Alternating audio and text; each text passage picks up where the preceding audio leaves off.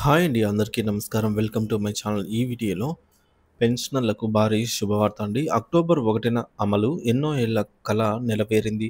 మరి దీనికి సంబంధించినటువంటి పూర్తి తాజా సమాచారాన్ని వీడియోలో తెలుసుకుందాము. వీడియోనైతే ఎక్కడే కానీ స్కిప్ చేయకుండా ఎండ్ వరకు చూసేయండి. ఇన్ఫర్మేషన్ పూర్తిగా అర్థమవుతుంది. అలాగే వీడియో చూస్తున్న ప్రతి ఒక్కరు వీడియోకైతే లైక్ చేయండి ఫ్రెండ్స్. ఈ వీడియోని తోటి ఉద్యోగ పెన్షన్ మిత్రులతో అయితే షేర్ చేయండి. కొత్తగా మన ఛానల్‌ని చూస్తున్నవారు ఇంకా ఎవరైనా సబ్స్క్రైబ్ చేసుకోకుంటే వెంటనే మన ఛానల్‌ని సబ్స్క్రైబ్ చేసుకోండి. దీని ద్వారా నేను చేసే లేటెస్ట్ వీడియోస్ అన్నీ మీ వరకు రీచ్ అవుతాయి. ఇక ఆలస్యం చేయకుండా వివరాల్లోకైతే వెళ్ళిపోదాము. ఫ్రెండ్స్, ఇక విషయానికి వచ్చినట్లయితే పెన్షన్‌దారులకు శుభవార్త అండి. దీపావళికి ముందే పెరిగిన పెన్షన్ లక్షలాది మందికి లబ్ధి.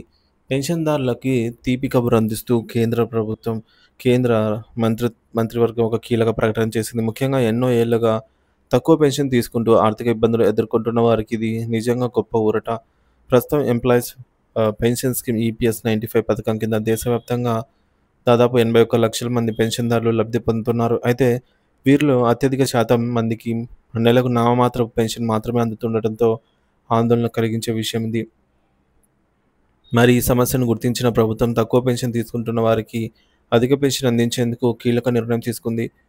మంత్రి ప్రకటనలో ముఖ్య అంశాలు: కేంద్ర మంత్రి అధికారికంగా వెల్లడించిన వివరాల ప్రకారంగా ఈపీఎస్ 95 పథకం కింద లబ్ధి పొందుతున్న 81 లక్షల మంది పెన్షన్దారులలో కేవలం 0.65% మందికి మాత్రమే నెలకు రూ. 6,000 లేదా అంతకంటే ఎక్కువ పెన్షన్ అందుతోంది.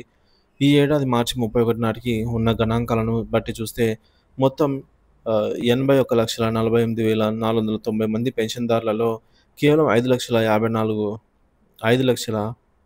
53,000 మందికి మాత్రమే 6,000 కంటే ఎక్కువ పెన్షన్ వస్తున్నట్టుగా మంత్రి లిఖితపూర్వకంగా సమాధానం తెలియజేశారు. అంటే 0.1% కూడా కాదు, 100కి ఒకరికి కూడా కాదు. 1000 మందిలో 65 మందికి మాత్రమే రూ. 6,000 పెన్షన్ అందుతుంది, లేదా అంతకంటే ఎక్కువ అందుతుంది. సో మిగతా వారందరికీ కూడా 6,000 కంటే తక్కువే అన్నమాట. మరి ఈ సంఖ్య ఎంతో భారీగా స్పష్టం చేసుకుంది. సో ఈ లెక్కలు తక్కువ పెన్షన్ తీసుకుంటున్న వారి సంఖ్య ఎంత భారీగా ఉందో స్పష్టం చేస్తున్నాయి. ఇది వారి జీవన ప్రమాణాలపై తీవ్ర ప్రభావం చూపుతుంది. దీపావళిలోపు గుడ్ న్యూస్. అక్టోబర్ 1వ తేదీ నుంచి కొత్త నిబంధనలు.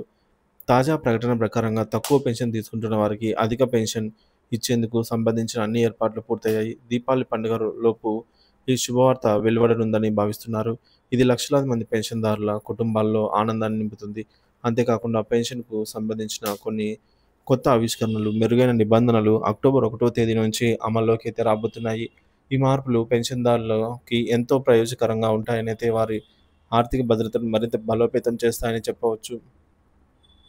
మరి ఈ కొత్త నిబంధనల ద్వారా పెన్షన్ పంపిణీకి ప్రక్రియ మరింత పారదర్శకంగా, సమర్థవంతంగా మారుతుందనైతే ఆశిస్తూ ఉన్నారు. మొత్తానికి లక్షలాది మందికి లబ్ధి, జీవన ప్రమాణాలపై మెరుగుదల. ప్రభుత్వం ఈ నిర్ణయం వల్ల దేశవ్యాప్తంగా లక్షలాది మంది పెన్షన్దారులు లబ్ధి పొందనున్నారు. పెరిగిన పెన్షన్‌తో వారి జీవన ప్రమాణాలు మెరుగుపడుతూ ఉండటమే కాకుండా పెరిగిన ధరల నేపథ్యంలో ఆర్థిక భద్రత కూడా లభిస్తుంది. వృద్ధాప్యంలో ఆర్థికంగా ఇబ్బందులు పడుతున్న వారికి ఇది నిజంగా ఒక వరంగా మారుతుంది. చిరకాలంగా పెన్షన్దారులు ఎదురుచూస్తున్న ఆశలను, డిమాండ్లను ఈ ప్రభుత్వం చర్య అనేది నెరవేరుస్తుంది.